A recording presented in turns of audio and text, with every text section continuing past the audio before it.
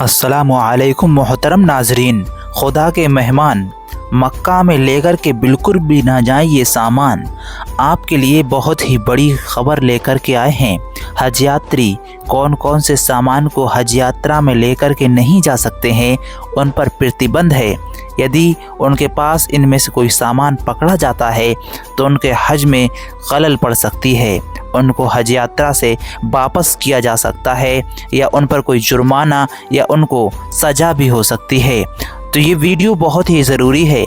यदि आप हज करने के लिए जा रहे हैं या आपके कोई रिश्तेदार या आपके घर वाले हज करने के लिए जा रहे हैं तो इस वीडियो को बहुत ही गौर से देख लें और इस वीडियो को ज़रूर ज़्यादा से ज़्यादा शेयर भी कर दें, जिससे कि ज़रूरतमंदों तक वीडियो पहुंच जाए। अल्लाह तबारक व तआला से दुआ है कि जो भी हज यात्रा करने के लिए इस बार जा रहे हैं, अल्लाह तबारक व तआला उनके हज में आसानियाँ अता फरमाए और अल्लाह तबारक व तआला उनके हज के सदक़े में हम सभी को, हमारे और आपके वालिदैन को हाजी और नमाजी बनाए।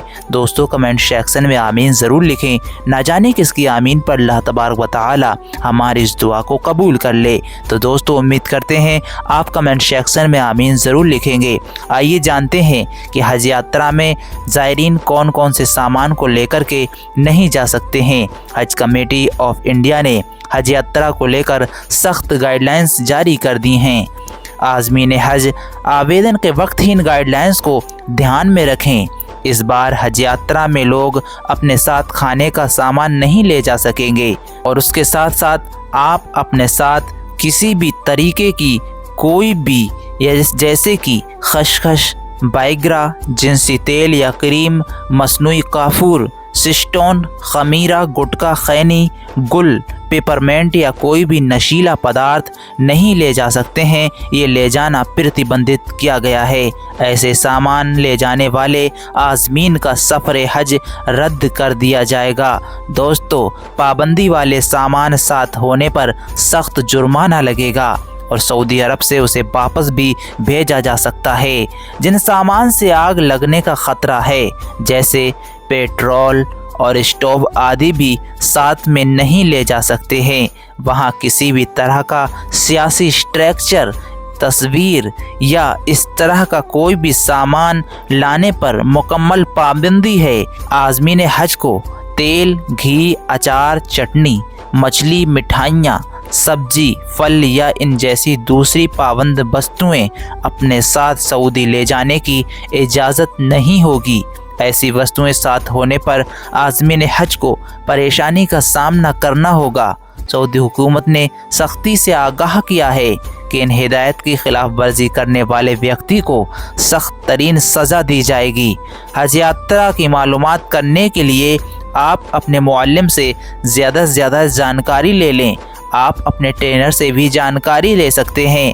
अपने खादिमुल हुज्जाज यानी कि हज इंस्पेक्टर से पूरी डिटेल से जानकारी ले लें कि आपको कौन कौन से सामान को ले जाना है और किस सामान को नहीं ले जाना है, जिससे कि दोस्तों हज यात्रा में आपके कोई भी मुश्किल या कोई भी परेशानी सामने ना आए, आपका हज सही तरीके से अदा हो जाए। क्योंकि दोस्तों, हज करना बहुत मुश्किल हो गया है।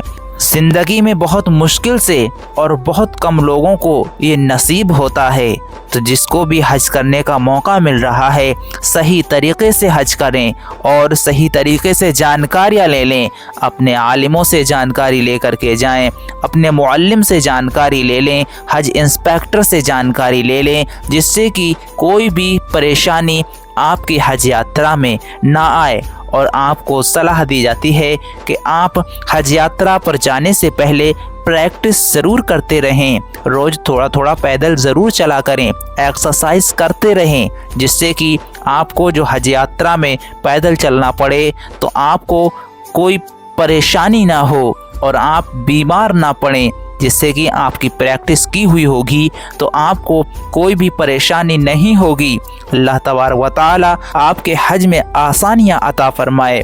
आइए दोस्तों, जान लेते हैं कि हज करना क्यों ज़रूरी है। अल्लाह तबारक व तआला ने हज करना हर मुसलमान पर फ़र्ज़ कर दिया है। यदि मुसलमान इस लायक है कि वो हज कर सकता है, उसका स्वास्थ्य ठीक है, उसके पास इतना माल है जो हज कर सकता है, तो यदि वो हज नहीं करेगा तो वो गुनाहगार कहलाएगा।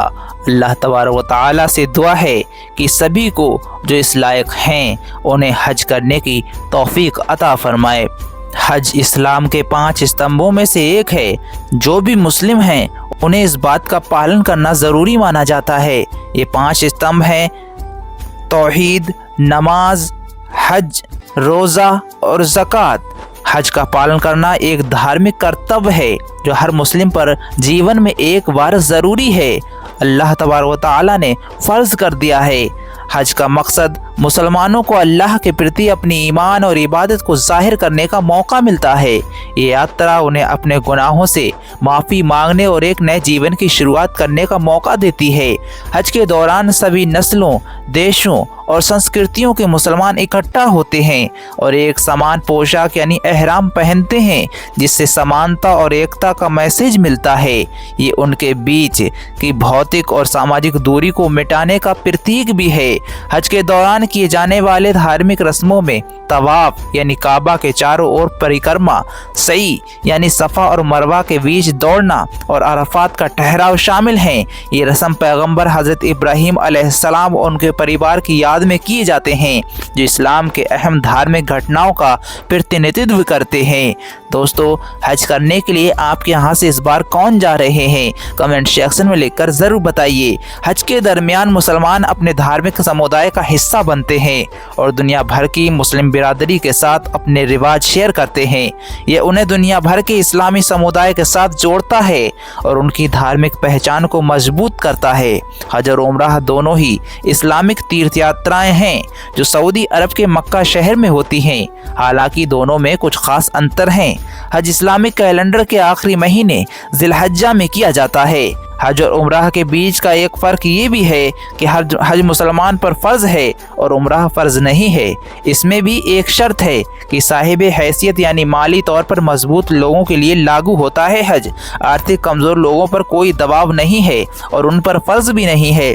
उम्रह में तवाफ़ यानी काबा की परिक्रमा करना, सही यानी सफ़ा और मरवा पहाड़ियों के बीच 7 बार दौड़ना, मुंडन या बाल कटवाना और पुरुषों के लिए एहराम यानी सफ़ेद कपड़ा पहनना। हज में उम्रह के सभी रस्म के साथ साथ कुछ और भी मान्यताएं हैं, जैसे कि अरफात में खड़ा होना, मुज़दलिफ़ा में पहुंचना और ज़मरात को कंकरियां मारना। उम्रह कुछ घंटों में अदा हो जाता है, लेकिन हज पूरा करने में कुछ समय लगता है। 4 या 5 दिन का समय हज यात्रा को करने में लग जाता है। लेकिन भारतीय हज यात्री हज करने के लिए जाते हैं, उन्हें वहां पर यानी कि सऊदी अरब में लगभग 40 दिन रहना पड़ता है, जबकि उम्रा हज के दिनों को छोड़कर पूरे साल में कभी भी किया जा सकता है। इसके साथ ही हज के दौरान हाजियों को मक्का में ही कुर्बानी करनी पड़ती है। उम्मीद करते हैं आप इस वीडियो को ज़्यादा से ज़्यादा शेयर करेंगे, जिससे कि ये जानकारी ज़रूरतमंदों तक पहुंच जाए।